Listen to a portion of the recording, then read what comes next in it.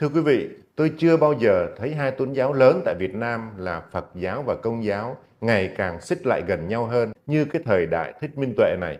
Các vị linh mục trong nhà thờ lấy cái hình ảnh của thầy Thích Minh Tuệ làm cái tấm gương để cho giáo dân của họ noi theo. Hình ảnh của thầy Thích Minh Tuệ cũng được rất nhiều vị linh mục đưa vào các cái bài giảng trong các thánh lễ của họ tại các cái nhà thờ Công giáo.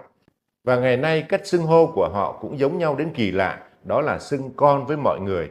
Mời quý vị nghe video của thầy Thích Minh Tuệ xưng hô với mọi người quý vị nhé. Dạ con xưng con là nhỏ bé một người, con không phải là sư, không phải là thầy gì cả, con là một người bình thường, người công dân Việt Nam đi học theo lời dạy Đức Thế Tôn thôi.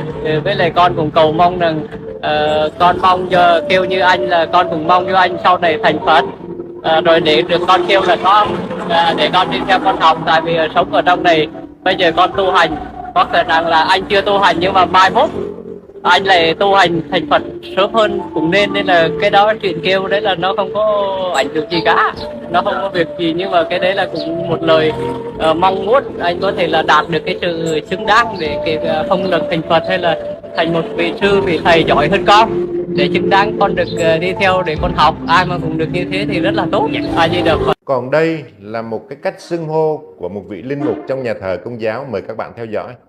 Câu chuyện liên quan tới ông Thích Minh Tuệ rất là nổi, đúng không ạ? Chúng ta nhớ tới cái nồi cơm điện thôi. Nhưng mà con thì khi mà con thấy là cái câu chuyện này nó xảy ra thì con đi tìm hiểu cái đời của ông này, và con trở về cái nguồn thì con thấy nó có một cái câu chuyện thế này.